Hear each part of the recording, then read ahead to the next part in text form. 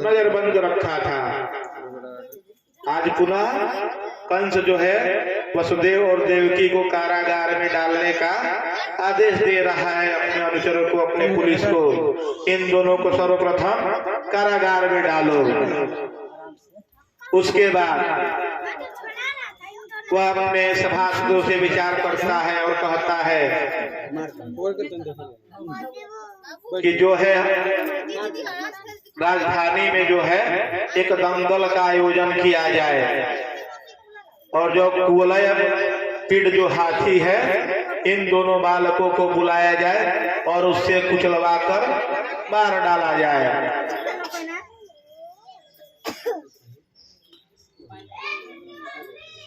तो कंस ने सोचा कि चतुर्दशी की तिथि के दिन धूमधाम से धनुष यज्ञ का आयोजन हो, दंगल हो और जो भूतनाथ भैरव हैं उनकी बलि दी जाए, उनकी आराधना दी जाए कि शत्रु का संहार हो। तो उसके बाद कंस जो है अक्रूर जी को बुलाता है। अक्रूर जी कंस के पास आते हैं तो कंस जो है उनका हाथ अपने हाथों में पकड़ लेता है और बड़े आराम से, बड़े बुद्धिमानी से कहता है कि अक्रूर तुम जो हो दानपति हो। जब हमें निष्कंटक राज्य की प्राप्ति हो जाएगी तो तुमको दानपति बना देंगे। तुमको जितना मन करे उतना दान करना, लेकिन तुम सर्वप्रथम नंद के घर जाओ और वहां से वासुदेव के बेटे को ले आओ।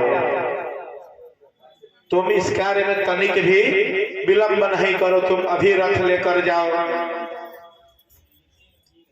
अब अक्रूर जी के मन में यह विचार आया कि कंस जो है स्वघोषित राजा है और उस पर से भी दुर्बुद्धि है इसकी। यदि हम नहीं जाएंगे तो यह हमें भी मारेगा और यदि हम जाते हैं तो कंस की कूटनीति को उन बालकों से बता देंगे, वह कुछ न कुछ अवश्य ही उपाय कर लेंगे। अब इसी ऊहापोह को लेते हुए अक्रूर जी जो है नंदगांव की तरफ, गोकुल की तरफ निकल जाते हैं। देखिए, दैवम फलम ही साधनम, कर्म जो है शुभ हो या अशुभ हो उसका जो भी होता है फल ईश्वर देते हैं। यह केवल मनुष्य के मन की सोचने की बात है कि हम ऐसा करेंगे तो वैसा होगा और वैसा करेंगे तो वैसा हो जाएगा। यह मन का केवल भ्रम है। फल का जो अधिष्ठात्री है, जो फल देता है वह ईश्वर है। तो दैवम ही फल साधनम, देवता जो है फल का साधन करते हैं। बिना देवता की इच्छा के कुछ भी नहीं होने वाला। तो अक्रूर जी जो है कंस से मिलने के बाद रात्रि भर मथुरा में विश्राम किए। जो भी जरूरी इंतजाम करने थे कन्हैया के लिए वह सब इंतजाम उन्होंने किया। वह बुद्धिमान थे, वह कंस की अवज्ञा भी नहीं करना चाहते थे क्योंकि कंस राजा है। वह मुझे भी जेल में डाल देगा तो फिर मैं कृष्ण की किस प्रकार से सहायता करूंगा, इस प्रकार के उनके मन में विचार चल रहा था। और मन ही मन वह कंस पर प्रसन्न भी हो रहे थे कि कंस ने मुझे आदेश किया, इसी बहाने मुझे भगवान के दर्शन हो जाएंगे। तो वह जो है रथ पर बैठ करके निकल गए। जब वह उनका जो रथ है वायु के वेग से चल रहा था, जब वह नंदगांव पहुंचे तो उन्होंने वहां पर भगवान के चरणों का चिन्ह देखा। उसे देख करके वह तुरंत पहचान गए, क्योंकि जो भगवान के चरणारविंद थे, जो चरण चिन्ह थे उसमें अब्ज और जौ का चिन्ह था। तो भगवान उन चरण चिन्हों को देखकर अक्रूर जी पहचान गए। अब जब नंदगांव में पहुंचते हैं, नंद बाबा के दरवाजे पर पहुंचते हैं, तो अक्रूर जी देखते हैं कि भगवान जो है पीताम्बरधारी है, नीलांबर स्वरूप है उनका। 6:30 बजे अपनी बेटी को अक्रूर जी जो है रथ से कूद करके भगवान के दर्शन करने लगे। उन्हें अत्यधिक आनंद की प्राप्ति हुई।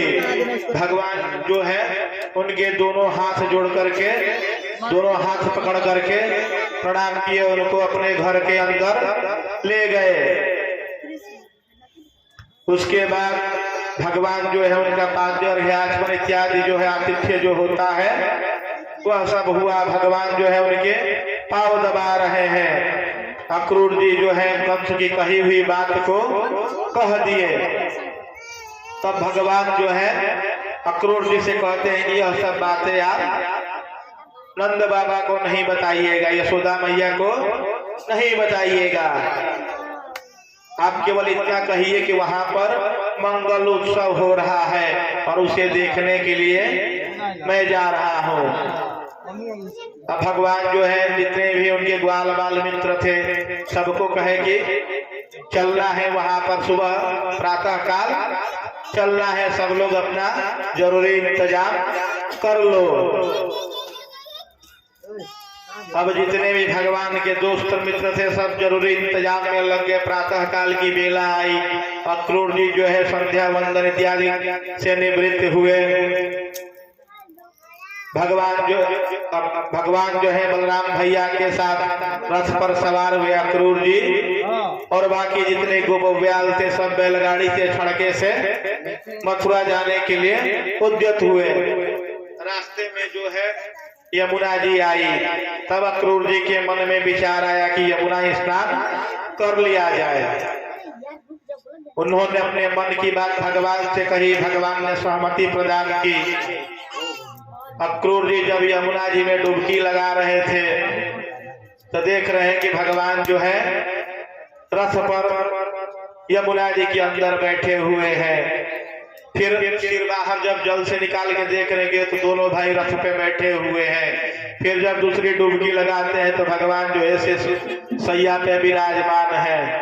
अब इस प्रकार का जब दृश्य वह देख रहे हैं तो उनकी जो बुद्धि है विस्मृत हो जा रही है। अब उनको समझ में नहीं आ रहा है।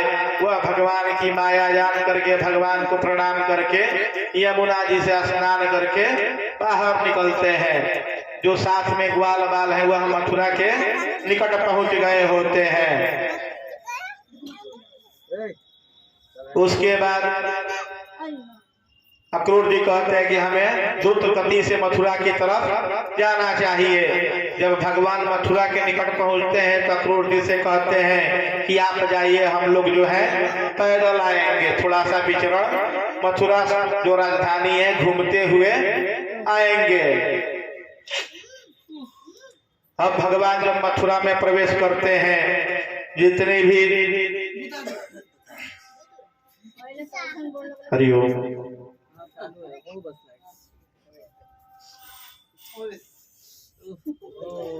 जितने भी मथुरावासी महिलाएं हैं भगवान को एक टक एक नजर से ही देख रही हैं। भगवान इतने प्रिय लग रहे हैं। उसके बाद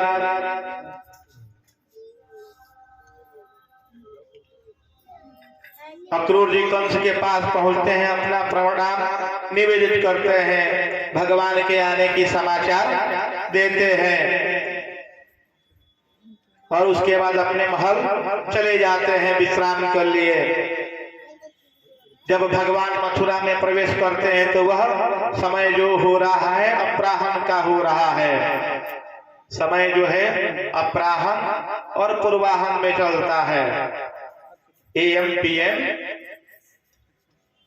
तो भगवान अपराह्न में प्रवेश कर रहे हैं मथुरा में। जो नगर की स्त्रियां हैं भगवान को एक टक देख रही हैं, छज्जे पे चढ़ गई हैं।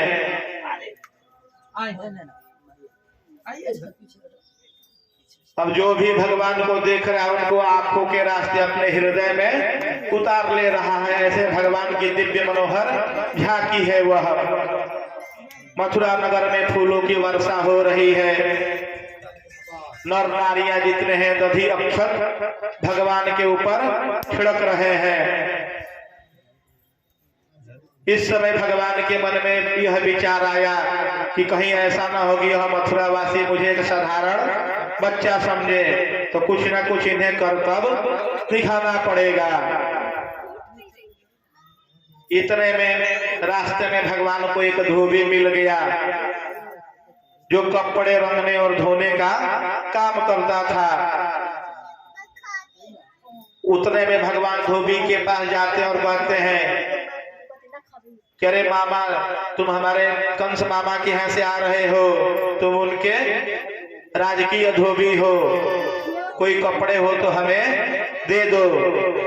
तो धोबी जो है भगवान को आदिवासी समझ रहा है नंदगांव के वजह से, तो भगवान जो है उससे वस्त्र छीन लेते हैं और उसे मार देते हैं। वह भगवान को बड़ा बुरा भला कह रहा होता है, भगवान उसे मार देते हैं। उसके बाद उन वस्त्रों को लेकर के, अब भगवान तो कभी राजसी पोशाक देखे नहीं थे नंदगांव में, अब पहने कैसे। और कंस भी जो है, भगवान की आयु छोटी थी उस समय और कंस के नाप के वस्त्र थे, तो वह एक दर्जी के पास पहुंचते हैं। दर्जी जो है काट काट के दोनों भाइयों लायक वस्त्र को कर देता है। भगवान उन वस्त्रों को पहन लेते हैं। उसके बाद वह एक सुदामा नाम के माली के पास पहुंचते हैं। भगवान के मन में विचार आता है कि एक सुदामा नाम का मित्र मेरा द्वारिका में होगा, तो मथुरा में भी एक सुदामा नाम का मित्र होना चाहिए। इस प्रकार के भगवान के मन में विचार आता है। तो भगवान जो है सुदामा नाम के माली के यहाँ पहुंचते हैं। माली से कहते हैं, माली जो राजा के लिए पुष्पमाला बना रहा था वह भगवान को दे देता है, भगवान को पहना देता है। भगवान जो है उसे अचल लक्ष्मी देव प्रदान कर देते हैं। उसके बाद भगवान जो है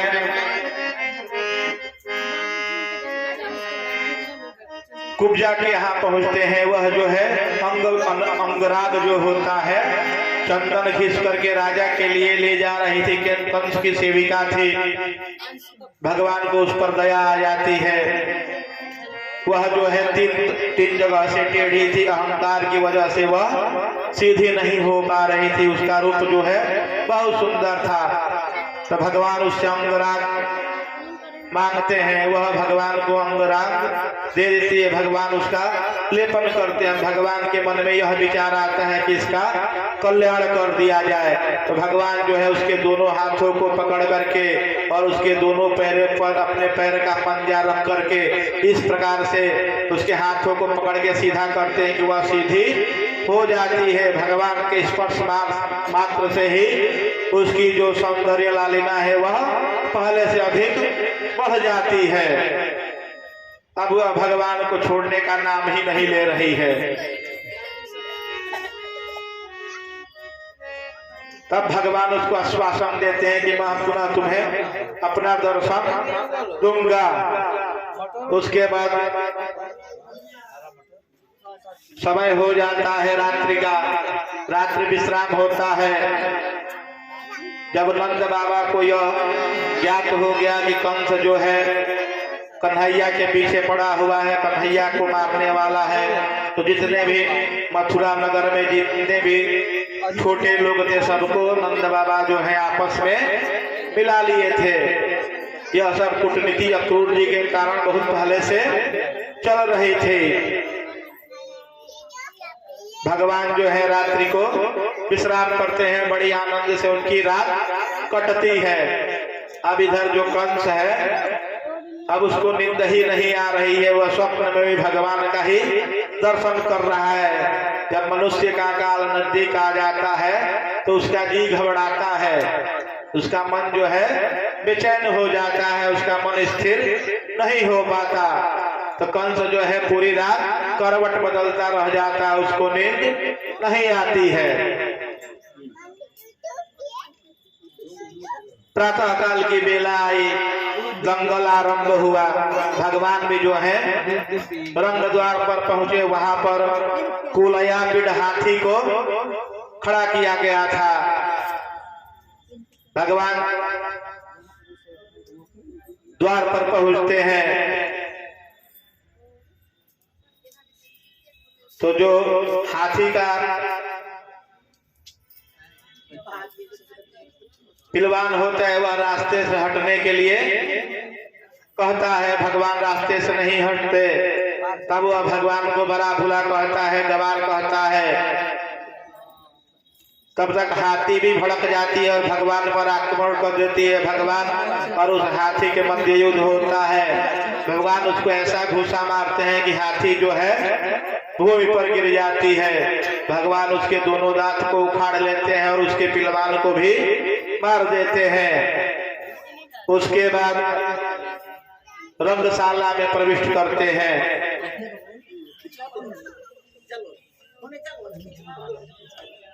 उस समय वहां पर धनुष रखा होता है। भगवान एक हाथ से धनुष पकड़ते हैं और जैसे ही उसकी रस्सी धनुष पे चढ़ाते हैं धनुष टूट जाता है। उसके बाद भगवान जो है दंगल की तरफ पहुंचते हैं और वहां पर मुष्टिक और चाडूर को से उनका मल युद्ध होता है। मुष्टिक से बलराम जी युद्ध कर रहे हैं और चाडूर से भगवान युद्ध कर रहे हैं। मल युद्ध हो रहा है। जो कुश्ती का दांव पेच है वह दांव पेच चल रहा है। इतने में भगवान जो है चाडूर के हृदय में प्रहार करते हैं जिससे उसका प्राण निकल जाता है। वह भगवान में लीन हो जाता है। चाडूर का उद्धार हो जाता है। दाऊ भैया भी मुष्टिक का उद्धार कर देते हैं। उसके बाद जो है जब कंस को पता चला कि कुलयाबिड हाथी मारा गया, मुष्टिक चाडूर मारे गए और वह राज सिंहासन पर जहाँ पे सभा होती है दंगल होता है तो वहाँ पे राजा का सिंहासन जो है सबसे ऊंचा होता है।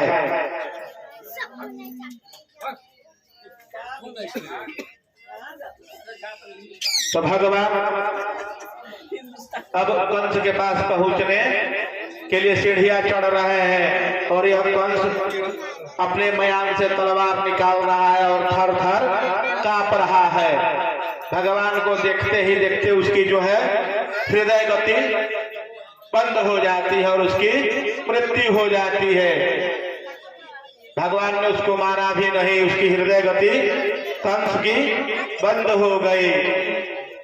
उसके बाद भगवान जो है अपने माता पिता को मुक्त कराते हैं। उग्रसेन अपने नाना को भी मुक्त कराते हैं।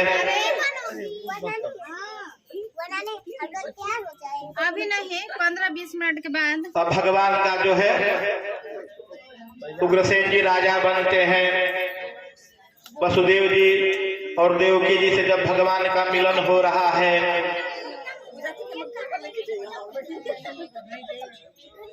तो वसुदेव जी और देवकी जी जो है पुत्रवत व्यवहार नहीं कर रहे हैं भगवान के साथ। क्यों?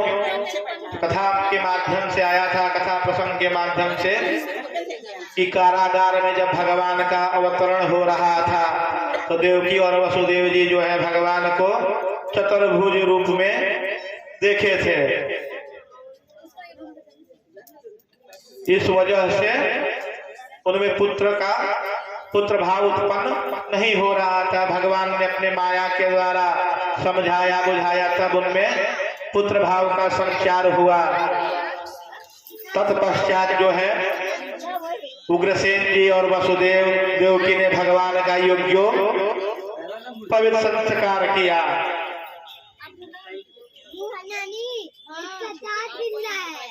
भगवान का जब यज्ञ पवित्र संस्कार हो गया तो उन्होंने नंद बाबा से कहा कि आप नंद गांव चले जाइए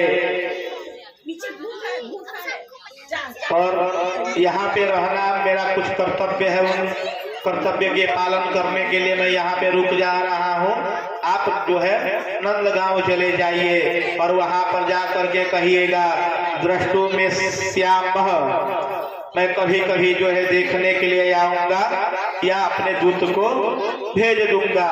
नंद बाबा नहीं चाहते हुए भी नंदगांव चले जाते हैं।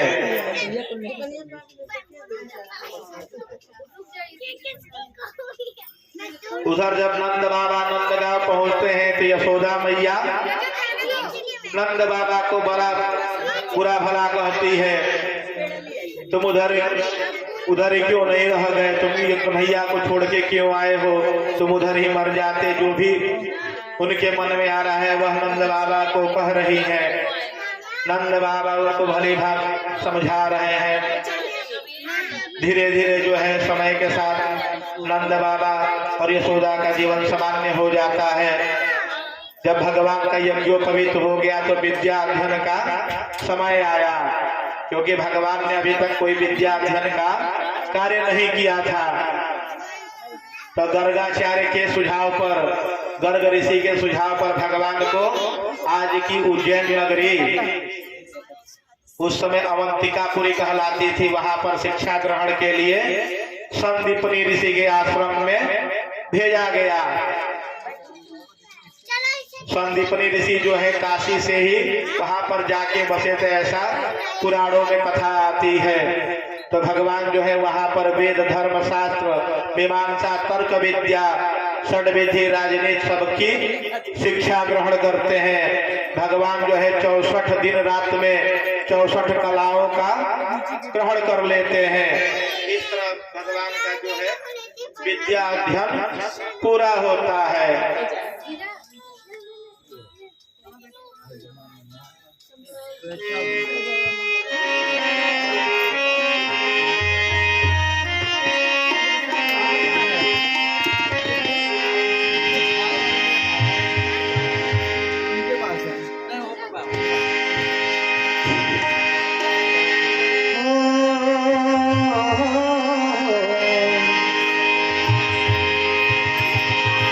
फूलों से सजे हैं,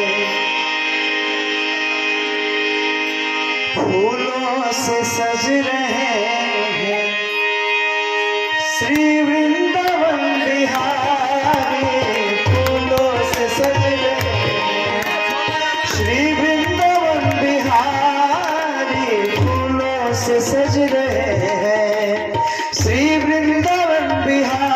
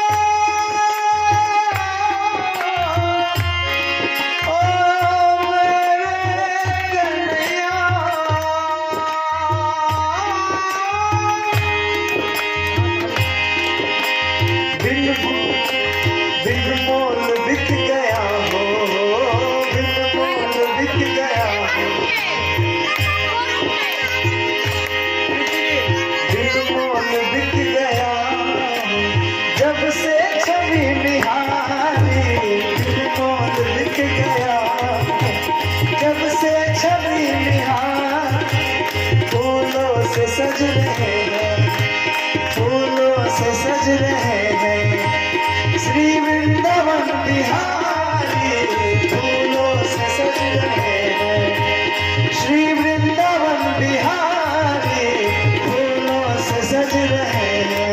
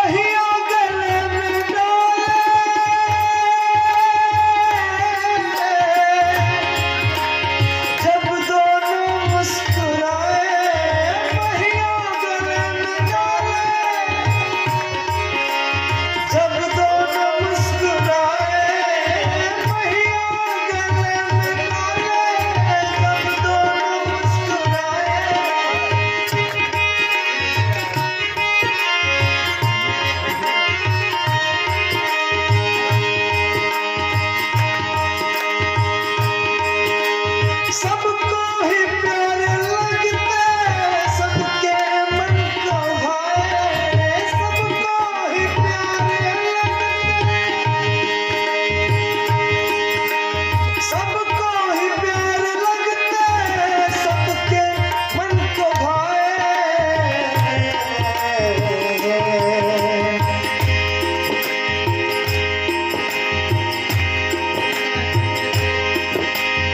इन दोनों पे मैं सदके कन्हैया ओ मेरे कन्हैया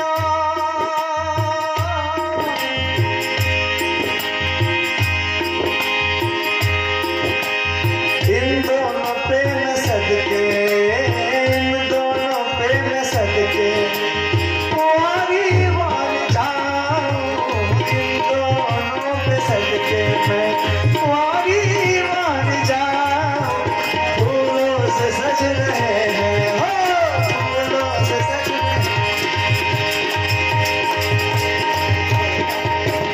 फूलों से सज रहे हैं श्री वृंदावन बिहारी फूलों से सज रहे हैं श्री वृंदावन बिहारी फूलों से सज रहे हैं फूलों से सज रहे हैं श्री वृंदावन बिहारी फूलों से सज रहे हैं श्री वृंदावन बिहारी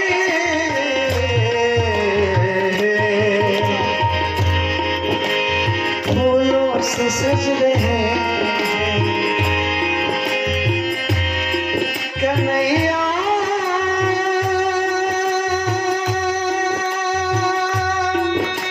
मेरे कन्हैया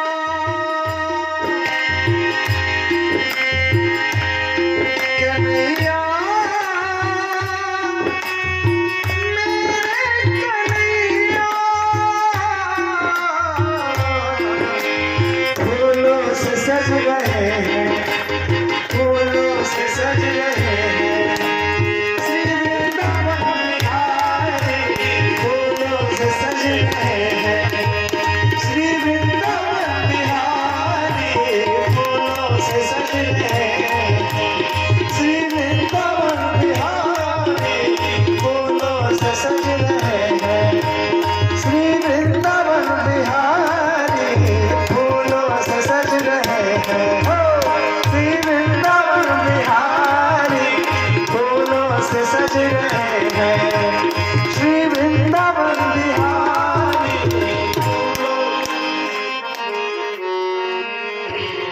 जय जय श्री राधे बात है, भगवान जब विद्या अध्ययन करके वापस आ गए मथुरा, भगवान जो है यमुना नदी के किनारे बैठे हुए हैं। यमुना जी जो है अपने लय में बह रही हैं। तभी एक कमल का पुष्प दहता हुआ आ रहा है। भगवान के मन में बड़ी तीव्र इच्छा हुई, इस कमल के फूल को पकड़ा जाए। भगवान जैसे ही उस कमल के पुष्प को छूते हैं, भगवान को मूर्छा आ जाती है। भगवान जो है अचेत हो जा रहे हैं वहां पर। अब भगवान को कुछ भी होश नहीं है। उनके साथ में मथुरा के सभासद श्री उद्धव जी बैठे हुए हैं। वह भगवान के बाल सखा है, मित्र हैं। उद्धव जी जो है देवगुरु बृहस्पति के शिष्य हैं। वह भगवान को होश में लाते हैं। भगवान से पूछते हैं, कन्हैया बताओ क्यों अचेत हो गए? तो भगवान बोले कि मुझे श्री राधा रानी का स्मरण आ रहा है, मुझे नंदगांव की बहुत याद आ रही है।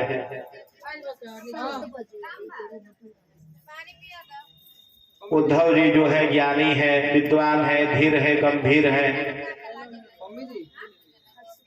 लेकिन उद्धव जी के मन में उतनी भक्ति नहीं है जितने की गोपियों के मन में है। तो भगवान के मन में विचार आया कि उद्धव जी को गोपियों की भक्ति दिखानी चाहिए। भक्ति किस प्रकार से होती है।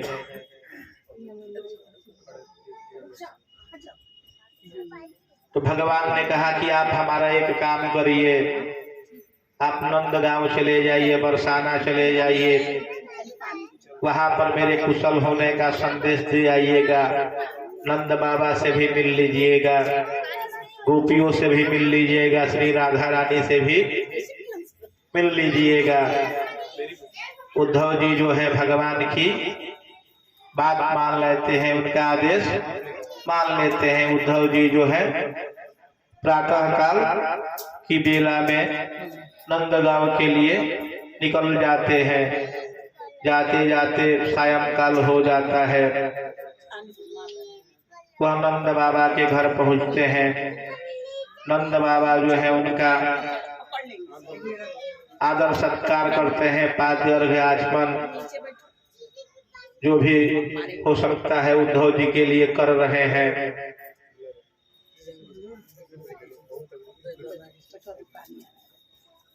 रात्रि का समय होता है। उद्धव जी के लिए स्वादिष्ट भोजन बनाया जाता है।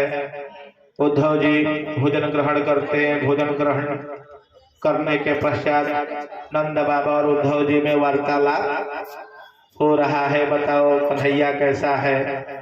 वह तो हमें अभी याद ही नहीं करता, हमें याद करता है कि नहीं करता। यशोदा मैया भी उद्धव जी से पूछ रही हैं। उद्धव जी कन्हैया की कही हुई बात कहते हैं, कुशलता का समाचार देते हैं। रात्रि शयन होता है, प्रातः काल की बेला है। गोपियां जो है जग गई हैं। सभी नित्य कर्म से निवृत्त होकर के आंगन लेपन वगैरह का जो कार्यक्रम है कर करके वास्तु पूजन का कार्य, देव पूजन का कार्य कर रही हैं। तभी उनकी एकाएक जो दृष्टि है नंद बाबा के दरवाजे पर खड़े रथ पर पड़ती है।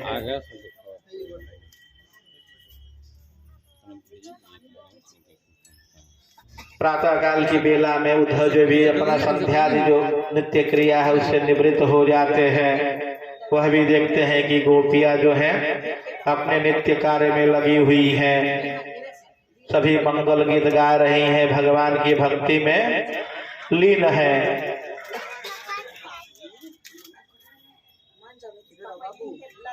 उद्धव जी जो है नंद बाबा से विदा लेते हैं। रास्ते में श्री राधा रानी और गोपियों से भेंट हो जाती है। उद्धव जी के मन में विचार आता है कि मेरी जो भगवान के प्रति भाव है, जो त्याग है, जो समर्पण है, इन गोपियों के आगे कुछ भी नहीं है।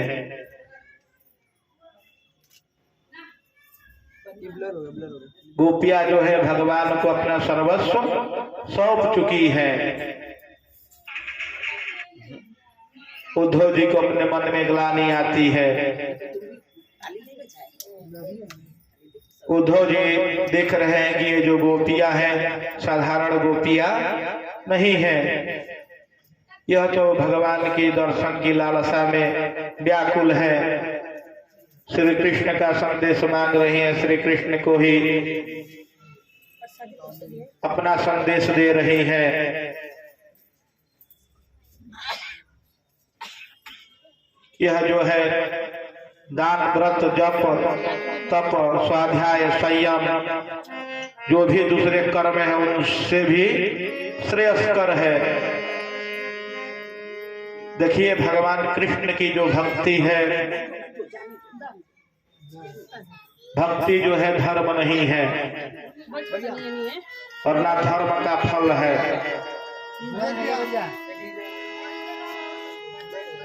भक्ति जो है फलात्मिका भी नहीं है। भक्ति जो है रसात्मिका है। भाव स्वरूप रूपात्मिका भक्ति है। भगवान का स्वरूप और भगवान के स्वरूप का चिंतन ही भक्ति है।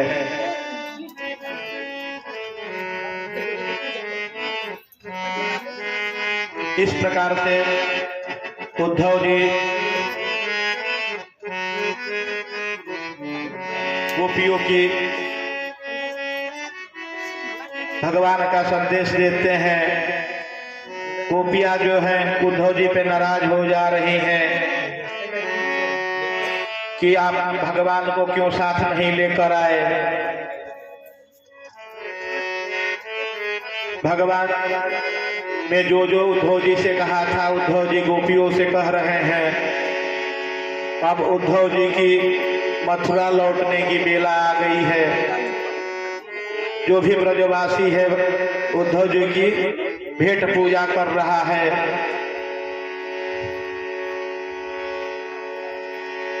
लेकिन भगवान के लिए वह कुछ भी नहीं दे रहा है। कोई भी उपहार गोपियां हैं जो भगवान के लिए नहीं दे रही हैं। उद्धव जी पूरे रास्ते चलते हुए आ रहे हैं। उनके भी मन में विचार है कि देवकी के लिए उपहार आया है, वसुदेव के लिए उपहार आया है, कृष्ण के लिए उपहार क्यों नहीं दी है गोपियों ने, नंद बाबा ने।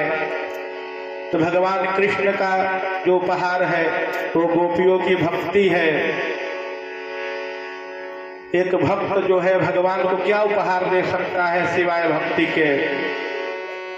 भगवान जो है भक्त के भक्ति से ही प्रसन्न है।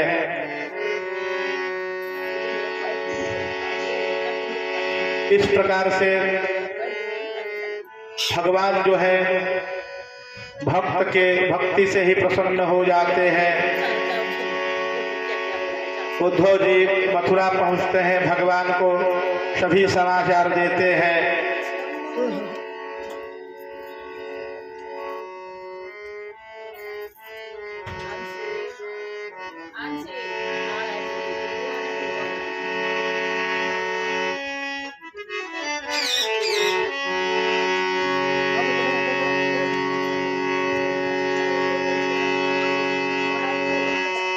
सांसों की माला पे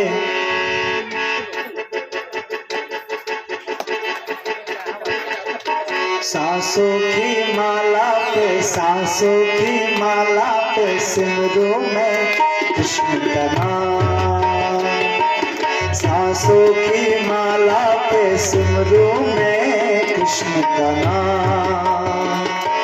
सांसों की माला पे सांसों की माला पे सांसों की माला पे सांसों की माला पे सिमरू में कृष्ण का नाम।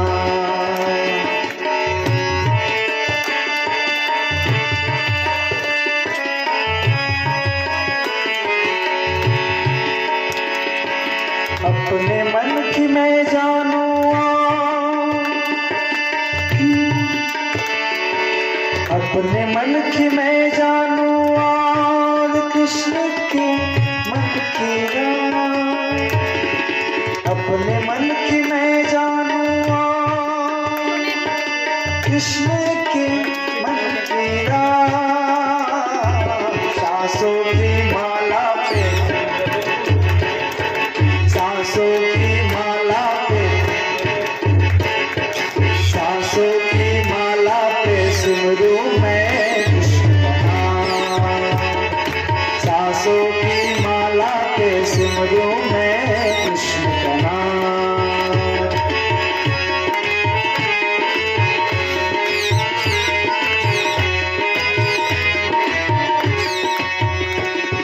सांसों की माला पे, सांसों की माला पे सिमरूं मैं कृष्ण का नाम। सांसों की माला पे सिमरूं मैं कृष्ण का नाम। सांसों की माला पे सिमरूं मैं कृष्ण का नाम।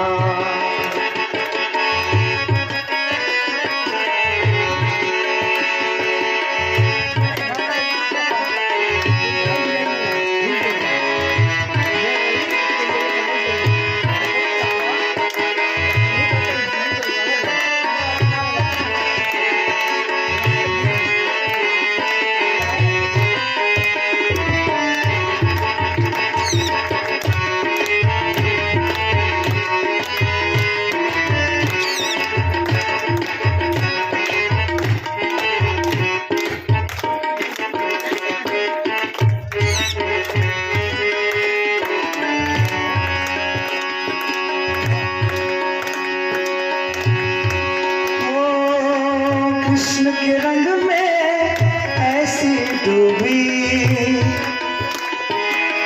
बन गया एक हीरो, बन गया एक हीरो।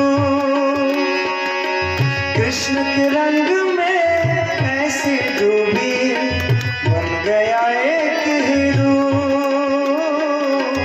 बन गया एक हीरो।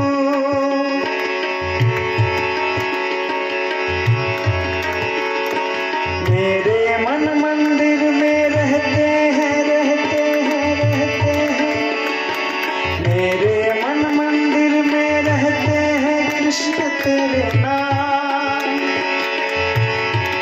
मेरे मन मंदिर में रहते हैं कृष्ण तेरे नाम।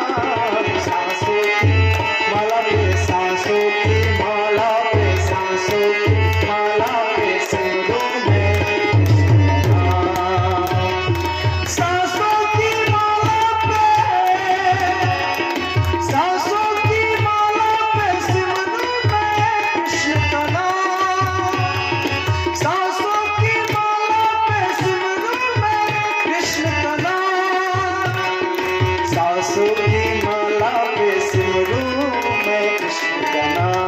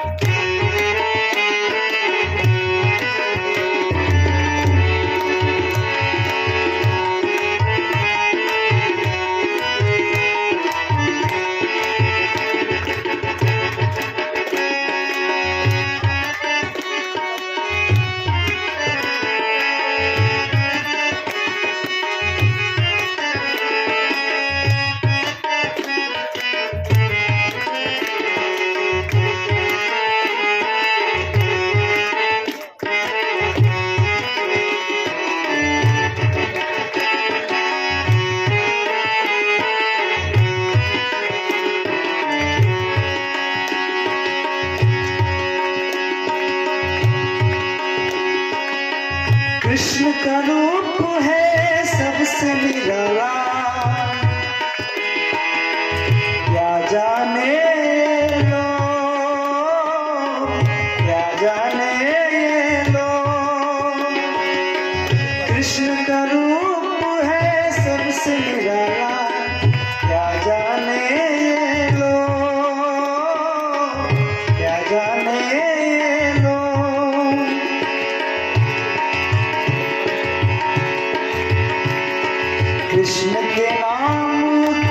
रटते रटते रटते रटते रटते रटते कृष्ण के नाम को रटते रटते रटते रटते होए सबका कृष्ण के नाम को रटते रटते रटते रटते रटते रटते रटते रटते होए सबका सांसों की माला पे सांसों की माला पे सांसों की माला पे सांसों की माला पे सिमरू मैं कृष्ण का नाम सांसों की माला पे सिमरू मैं कृष्ण का नाम सांसों की माला पे सिमरू मैं कृष्ण का नाम ढाप लिया पलकों में तुझको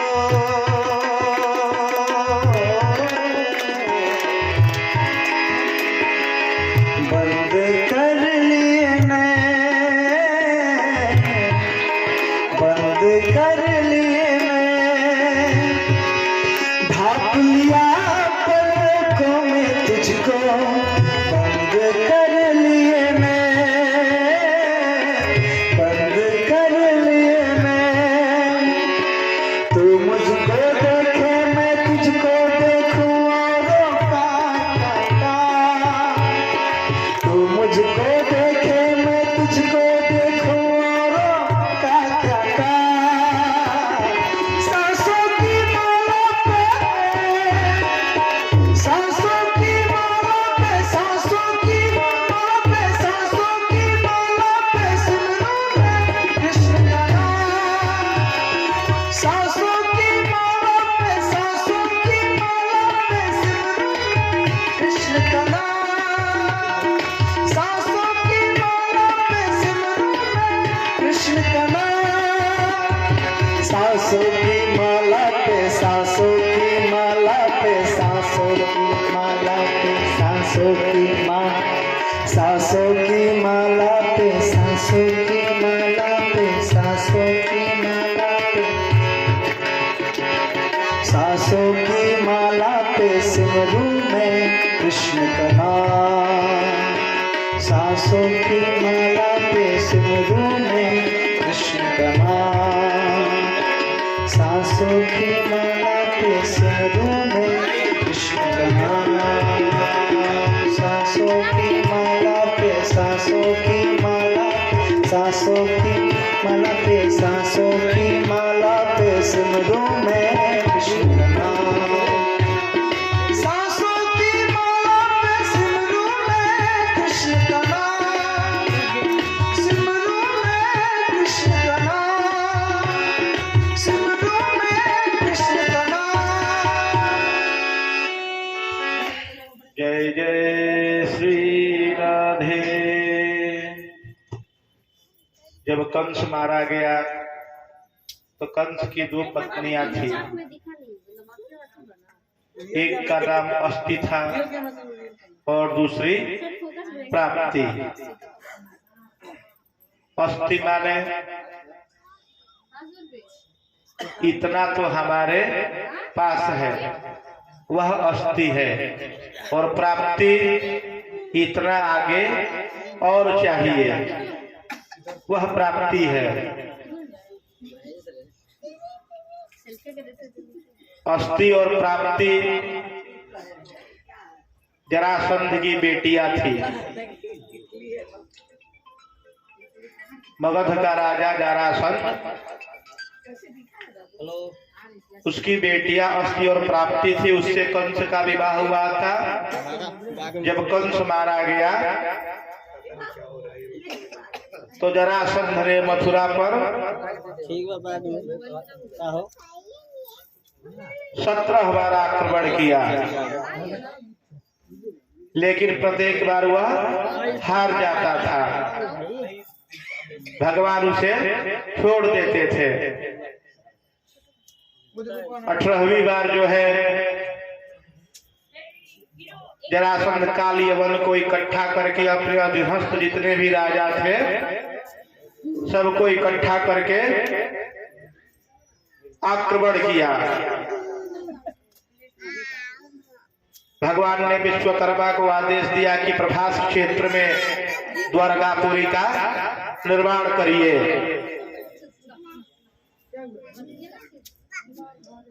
अब काल यवन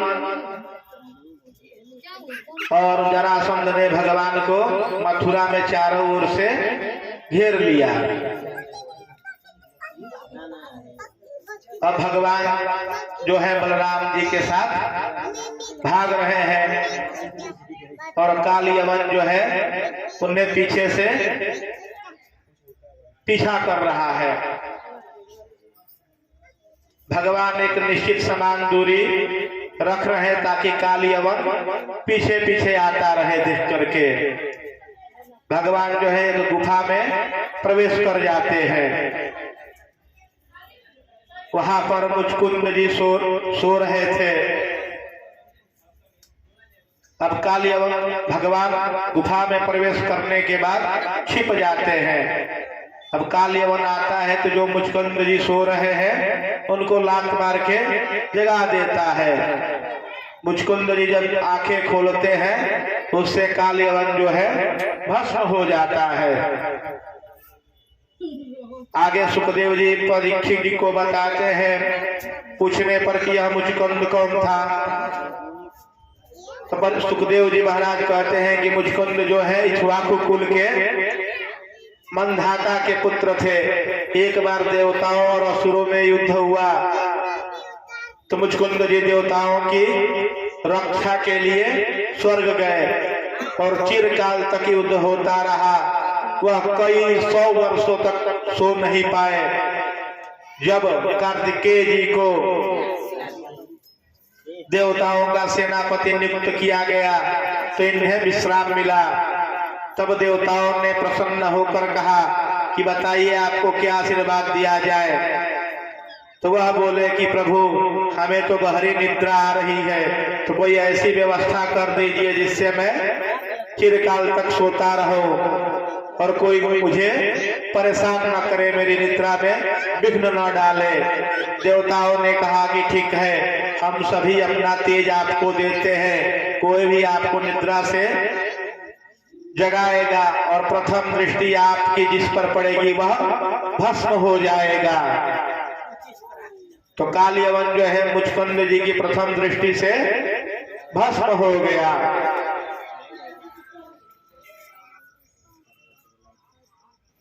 भगवान जो है तब भगवान की जो युद्ध है जरासंध के साथ हुआ। जरासंध जो है भगवान को फिर पीछा करते करते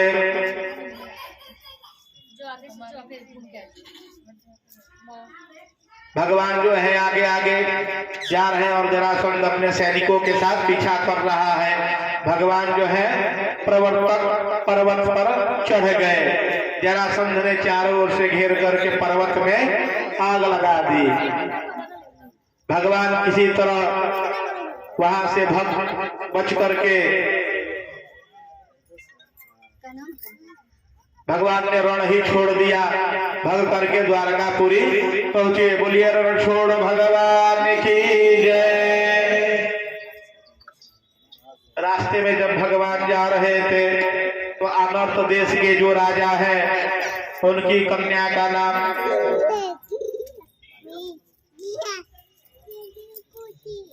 रेवती था। राजा रेवत ने अपनी कन्या का विवाह जो है बलराम जी से कर दिया।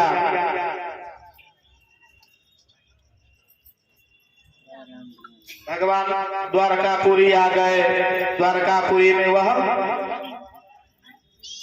कुछ दिन वैसे ही चलता रहा। एक दिन की बात है, विदर्भ देश के राजा थे भीष्मक। उनके 5 पुत्र थे, रुक्मी, रुक्मरथ, रुक्मबाहु, रुक्मकेश और रुक्ममाली। और उनकी एक पुत्री थी रुक्मणी जो साक्षात लक्ष्मी स्वरूपा थी। रुक् माने सोना होता है। तो जिस प्रकार का रुक्मिणी का नाम था उसी प्रकार का उनका वेशभूषा था, उसी प्रकार का उनका जीवन था। तो रुक्मिणी का जो शरीर है सोने की तरह था।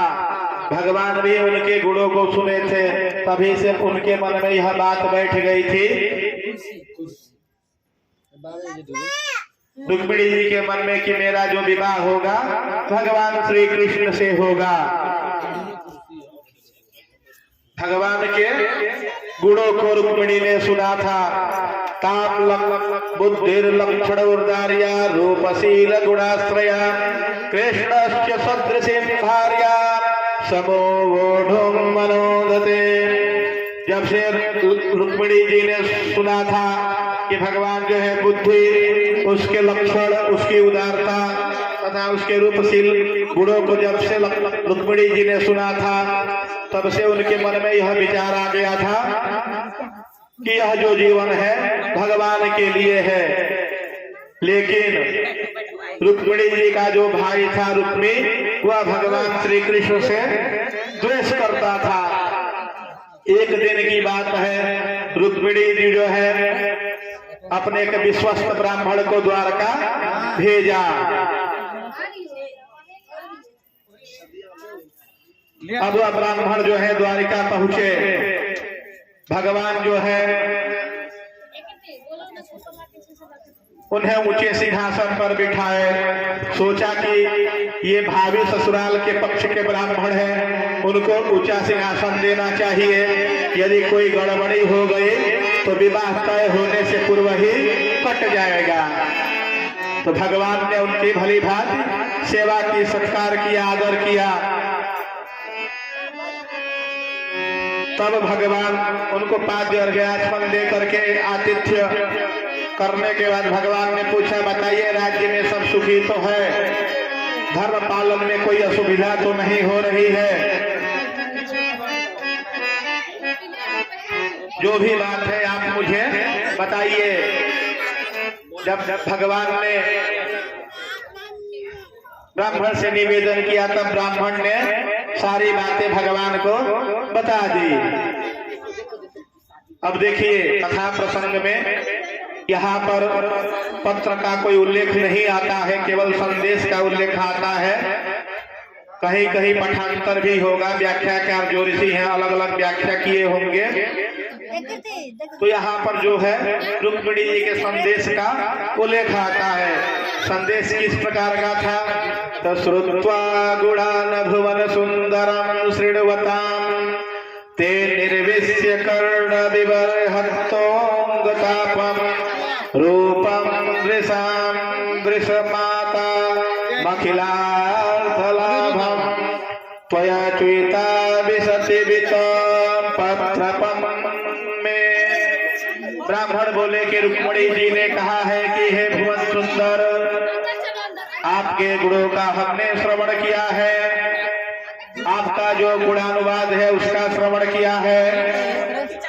आपके गुण जो है हमारे कानों में है। रूपाम दृशाम दृश्यता, इस संसार में जितने भी चक्षुमान सच्ची वाक वाले प्राणी है उनके लिए आपका रूप ही अखिल ऐश्वर्य है, अखिल लाभ है, अखिल धर्म है। आपसे ही चारों पुरुषार्थ की प्राप्ति होती है। आप मेरे चित्तचोर हैं। अत्रपा अपगता अपायसात, अर्थात लज्जा रहित होकर आपके अंदर प्रवेश कर रहा है। क्योंकि अब देखिए रुक्मिणी जी की जो संदेश है उसमें किस प्रकार की बातें हैं। तो रुक्मिणी जी ब्राह्मण के माध्यम से कहलवा रही है कि हे भगवान, आप और मैं बिल्कुल बराबर के हैं। दोनों का जो कुल है, जो शील है, जो रूप है, जो विद्या है, जो द्रव्य है, जो द्रविड़ है और जो धाम है, सभी बराबर है। हम लोग एक ही कुल के हैं।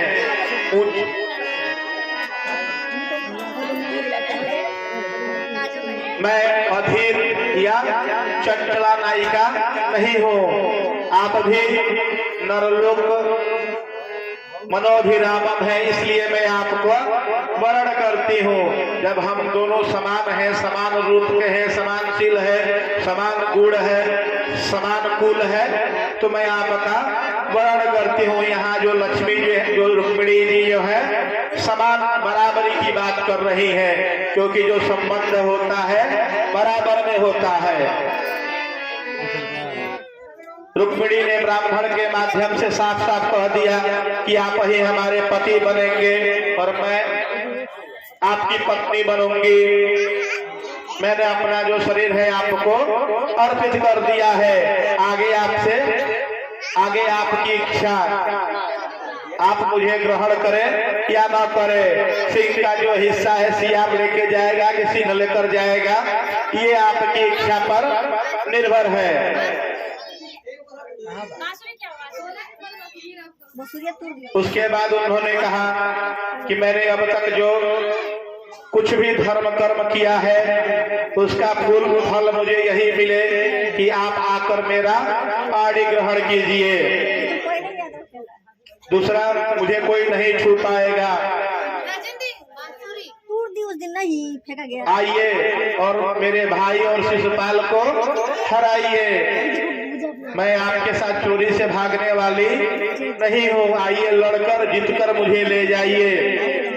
इस प्रकार की बातें रुक्मिणी जी ने ब्राह्मण से कहलवाई।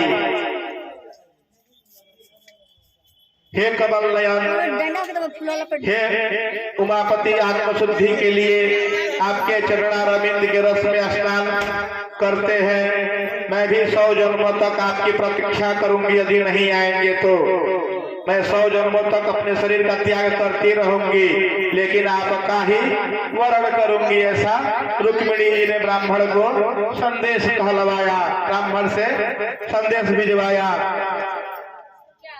अंत में ब्राह्मण देवता ने यदुवंश शिरोमणि से कहा कि रुक्मिणी जी का यही संदेश लेकर मैं आपके पास आया हूँ। आपको जो भी करना है जल्दी निर्णय करिए।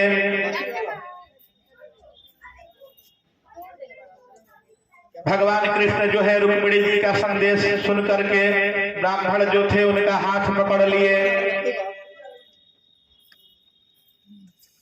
प्रगृह्य पाणिना पाणे, जैसे ससुराल वालों के साथ हंसी मजाक किया जाता है, वैसे ही हंसते हुए भगवान बोले, ब्राह्मण देवता आपसे क्या बताऊं, जब से विदर्भ देश की राजकुमारी के बारे में मैंने सुना है, मुझे भी उन्हें अपने पत्नी रूप में स्वीकार करने का मन बन गया है। भगवान भी जो है रुक्मिणी की रूप सौंदर्य की बातें, शील की बातें भगवान भी जान रहे थे। भगवान ने भी ब्राह्मण देवता से ससुराल पक्ष के जान करके मजाक किया। भगवान प्रातः काल की बेला आई। भगवान ने सोचा कि 3 दिन बाद वैवाहिक नक्षत्र है, तो भगवान ने अपने सारथी को आदेश दिया कि शीघ्र ही रथ में जाकर के 4 घोड़े जोड़ दो। हम लोग शीघ्र ही विदर्भ देश को पहुंचेंगे और ब्राह्मण को रथ पर बैठा करके बिना किसी से कुछ कहे ही विदर्भ देश की ओर निकल गए। सायं काल में जब बलराम जी आए और उनको पता चला कि कन्हैया तो घर पे है ही नहीं, तो अभी अपनी एक अछौड़ी सेना लेकर के भगवान के पीछे पीछे चल दिए कि कोई अनिष्ट न हो जाए। जब भगवान का रथ कुंडिनपुर पहुंचा तो वहां पर जो राजा, विदर्भ देश के जो राजा भीष्मक थे, उन्होंने भगवान का आदर किया। अब देखिए शिशुपाल जो है बारात लेकर आया था और भीष्मक जो है कन्या पक्ष के थे। अब तब तक भगवान वहां पर पहुंच गए।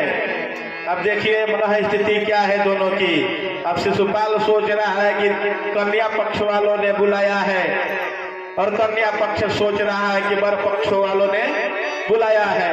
भगवान का उचित आदर सत्कार हुआ। अब जैसे जिसका जिस प्रकार का आप देखिए कलयुग में मान सम्मान कैसे होता है।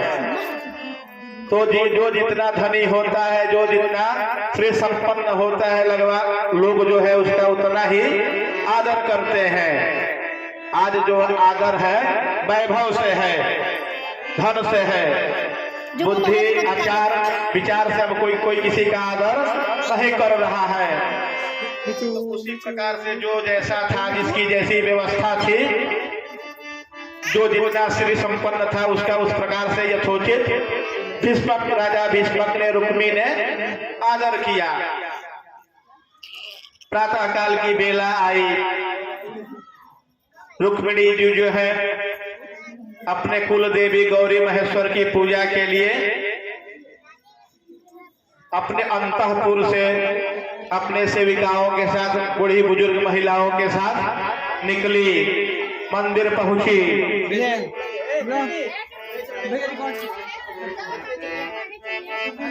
तब तक ब्राह्मण भी मंदिर पहुंच गए। अब रुक्मिणी जी के मन में विचार आ रहा है कि क्या पता कृष्ण आए कि नहीं आए। यह तो खबर रुक्मिणी जी को नहीं थी।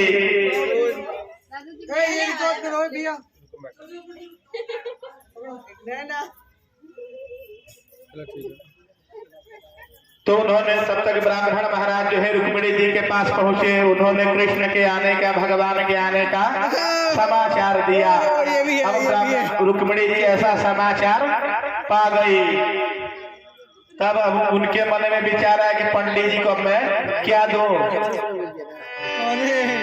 तो रुक्मिणी जी पंडित जी को कह रही है, पाओ लगी बाबा, और ब्राह्मण को विदा कर दिया। ब्राह्मण जो है मन में विचार कर रहे हैं कि कुछ दे देती तो जीविका अच्छे से निर्वाह हो जाती।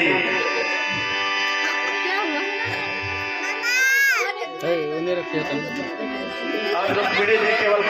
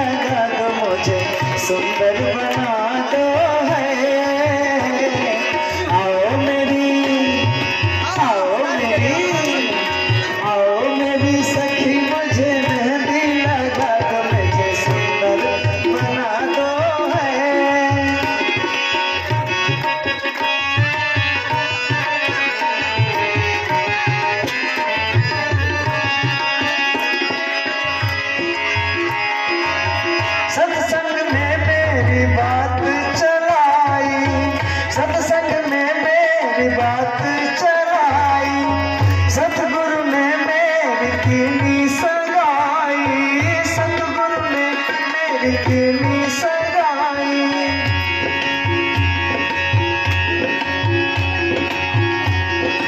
उनको बोल के हथ लेवा करा दो, मुझे दुल्हन बना दो रे।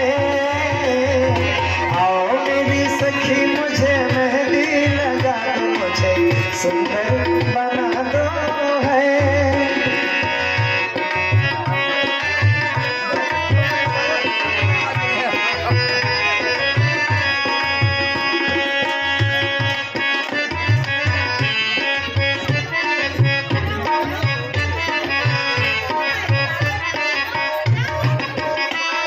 इसके बाद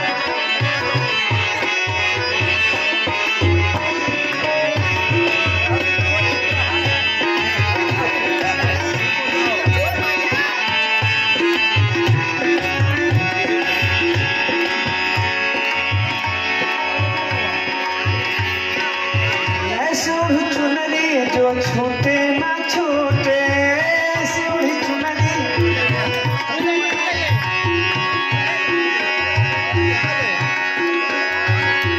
ऐसा वर दूल्हा जो कभी न छूटे, ऐसा वर दूल्हा जो कभी न छूटे।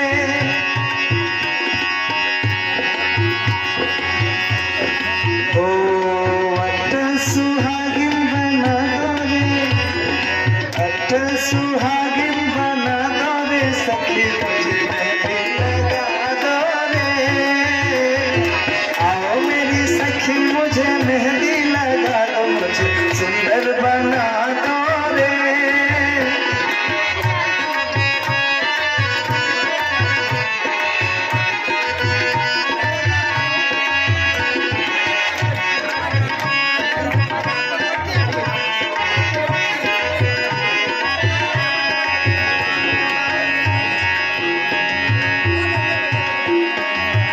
ऐसी पहन चूड़ी जो कभी ना टूटे, ऐसी पहन चूड़ी जो कभी ना टूटे। प्रेम प्रीति धागा कभू न छूटे, प्रेम प्रीति धागा कभू न छूटे।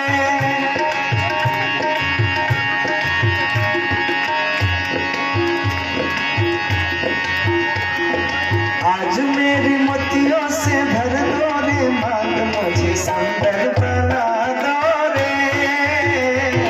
आओ मेरी, आओ मेरी, आओ मेरी सखी मुझे मेहंदी लगा दो, मुझे सुंदर बना दो रे। आओ मेरी सखी मुझे मेहंदी लगा दो, मुझे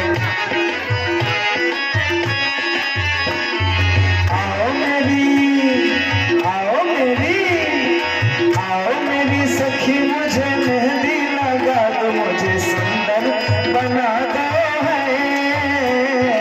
आओ मेरी सखी मुझे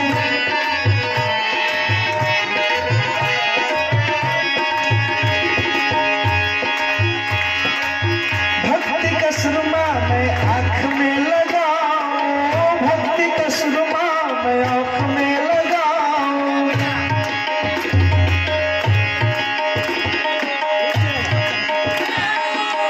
तोड़ के नाता मैं उनके साथ जाऊं, तोड़ के नाता मैं उनके साथ जाऊं।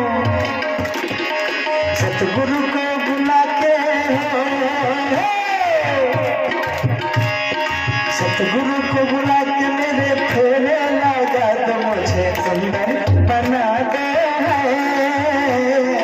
आओ मेरी, आओ मेरी, आओ मेरी सखी मुझे मेहंदी लगा दो, मुझे सुंदर बना दो है।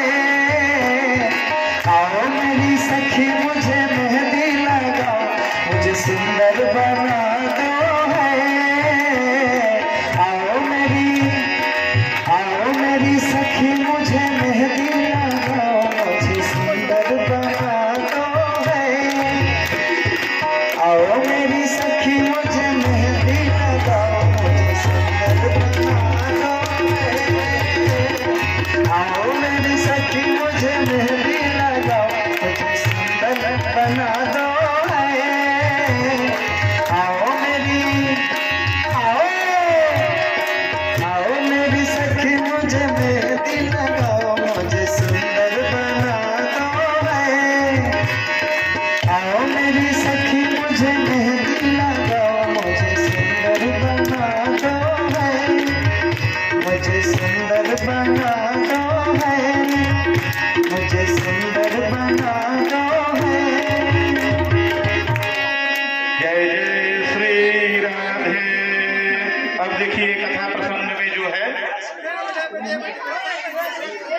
तो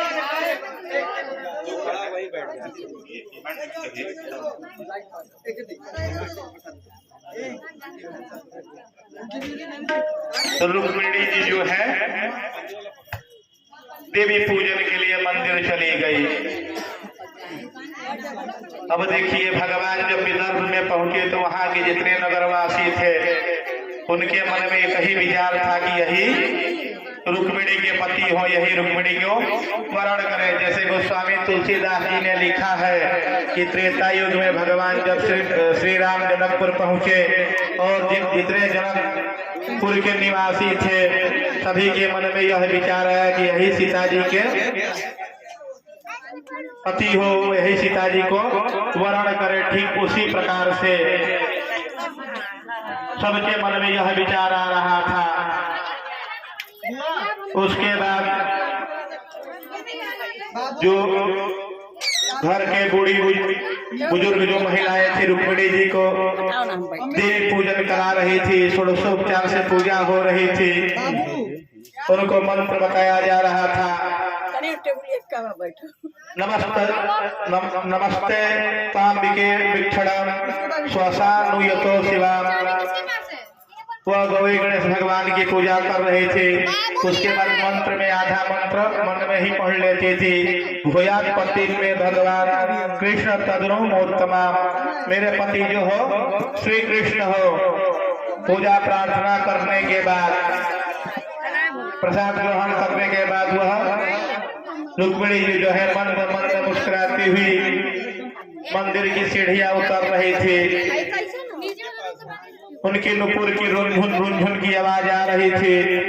मंदिर से बाहर निकली जितने भी राजा सैनिक उपस्थित थे सबके सब विमोहित हो गए। उनके हाथों के हथियार जो है गिर गए। सभी लोग बेहोश होकर जमीन पर टप्पे से गिर गए। भगवान की नजर रुक्मिणी जी से मिलती है। रुक्मिणी जो है लज्जा से उनकी तरफ देख रही हैं। भगवान जो है रुक्मिणी जी का हाथ पकड़ करके रथ पे बिठा लेते हैं। भगवान जो है धर्म स्वरूप है, उनका स्वभाव ही धर्म का है। रुक्मिणी जी का हाथ पकड़ करके भगवान जो है रथ पर खींच लेते हैं। रुक्मिणी जी जो है हाथ पकड़ के रथ पर बैठ जाते हैं और टुकुर टुकुर जो है एक दूसरे को देख रहे हैं। सारथी जो है रथ लेकर जा रहा है। शेर का जो भाग है शेर को प्राप्त हो गया है। जब श्री कृष्ण रुक्मिणी जी को लेकर जा रहे हैं तो शिशुपाल जरासंध आदि जो है उनका पीछा करने लगते हैं। इधर बलराम जी जो है सबसे युद्ध होता है।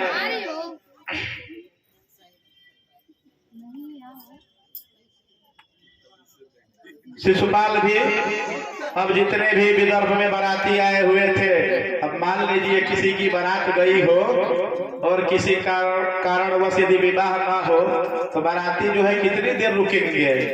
एक आध घंटे 2 घंटे। आजकल तो जो प्रचलन में चल रहा है बाराती तो अभी द्वार पूजा होता है, अभी बुढ़ापी भी नहीं होता कि खाकर निकल जाते हैं। तो बाराती जो नजदीक थे वो जल्दी चले गए। दूर वाले थे थोड़ा बहुत इंतजार किए, शिशुपाल को ढढ़ास बधाए। उसके बाद जो है धीरे धीरे सब सरकने लगे। अब शिशुपाल भी क्या करे, मन मार कर वह भी अपने राज्य को चला गया। इधर रुक्मी ने अब संकल्प ले लिया कि जब तक मैं रुक्मिणी को छुड़ा कर नहीं लाऊंगा, श्री कृष्ण को मार नहीं देता, बध नहीं कर देता, तब तक मैं अपने नगर में नहीं आऊंगा। भगवान में और रुक्मी में युद्ध होता है। रुक्मी जो है रुक्मिणी का बड़ा भाई है। अब दोनों जो है भगवान में और रुक्मी में बाणों की वर्षा होने लगती है। बाणों के युद्ध के बाद जो है युद्ध जो है तलवारों से होने लगती है। रुक्मी का तलवार जो है गिर जाता है। भगवान जैसे ही मारने वाले होते हैं, रुक्मिणी जो है भगवान का पैर पकड़ लेती है। इधर बीच में बलराम जी आ जाते हैं। अरे कन्हैया क्या कर रहे हो, ये हमारे सगे संबंधी है, संबंधियों की हत्या नहीं की जाती, वध नहीं किया जाता।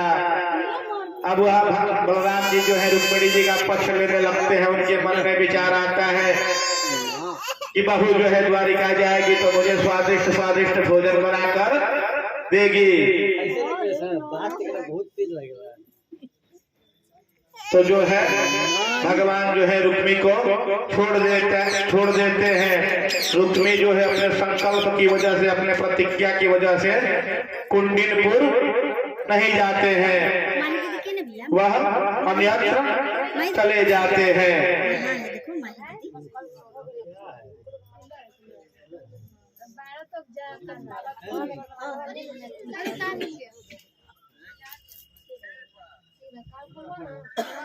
उसके बाद भगवान भी जो है द्वारिकापुरी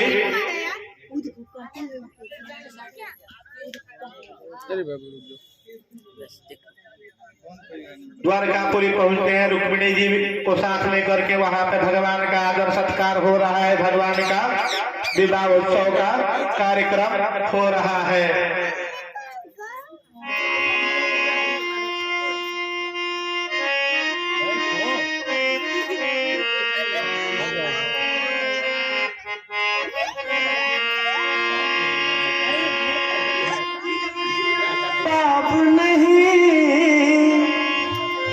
कि जोड़ी का जवाब नहीं, हो जोड़ी का जवाब नहीं, हो जोड़ी का जवाब नहीं।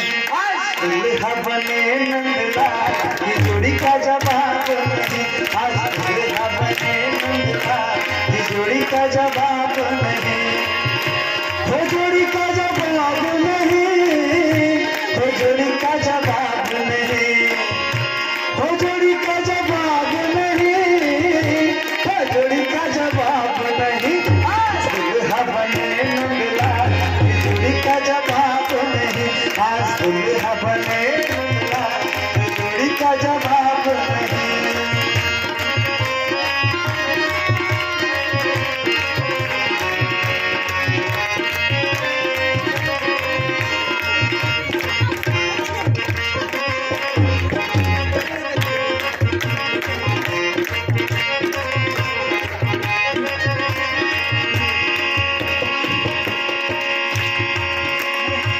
रुक्मणी मेरी गोरी गोरी, रुक्मणी मेरी गोरी गोरी, रुक्मणी मेरी गोरी गोरी, रुक्मणी मेरी गोरी गोरी।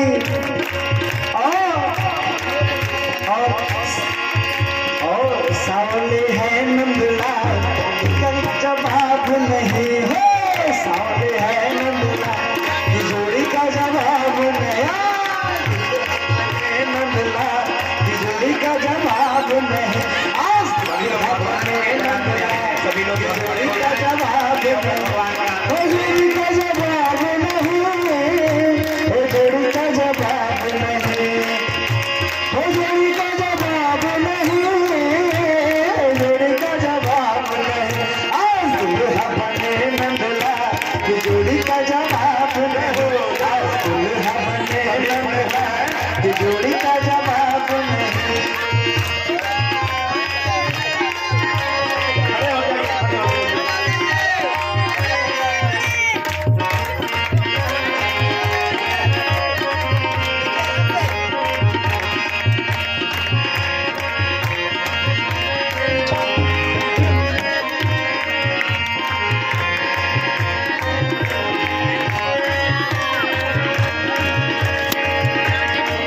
रुक्मणी मेरी महलों वाली, रुक्मणी मेरी महलों वाली, रुक्मणी मेरी महलों वाली, रुक्मणी मेरी।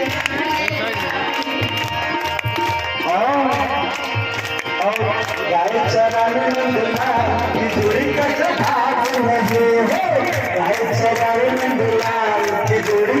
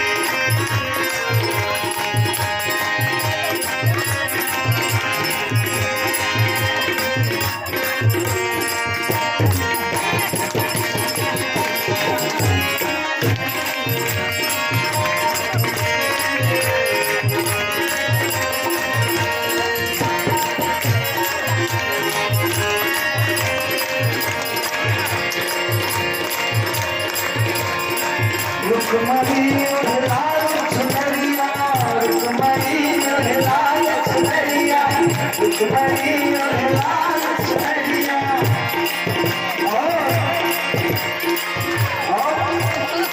काली कमरी नंदला ये जोड़ी का जवाब नहीं है काली कमरी नंदला जोड़ी का जवाब नहीं ओ जोड़ी का जवाब नहीं ओ जोड़ी का जवाब नहीं ओ जोड़ी का जवाब नहीं ओ जोड़ी का जवाब नहीं अपने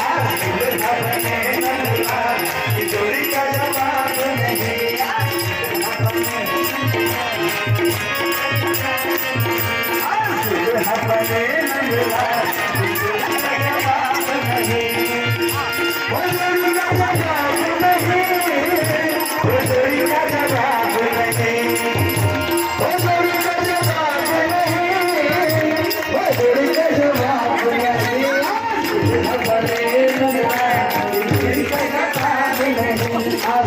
अपने नंदला ये जोड़ी का जवाब नहीं अपने नंदला ये जोड़ी का जवाब नहीं ओ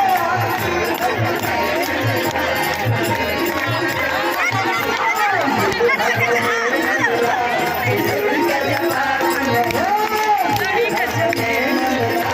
ओ जोड़ी का जवाब नहीं ओ जोड़ी का जवाब नहीं ओ जोड़ी का जवाब नहीं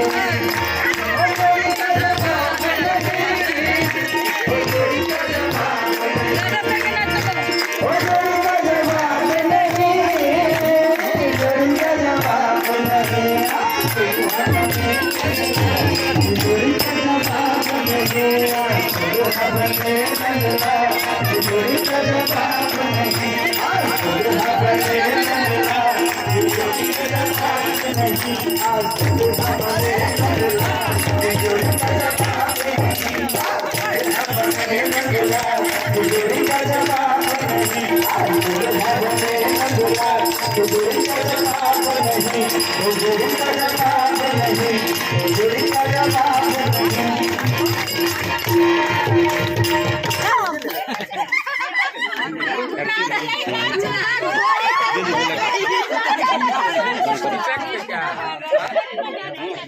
बंद कर दे।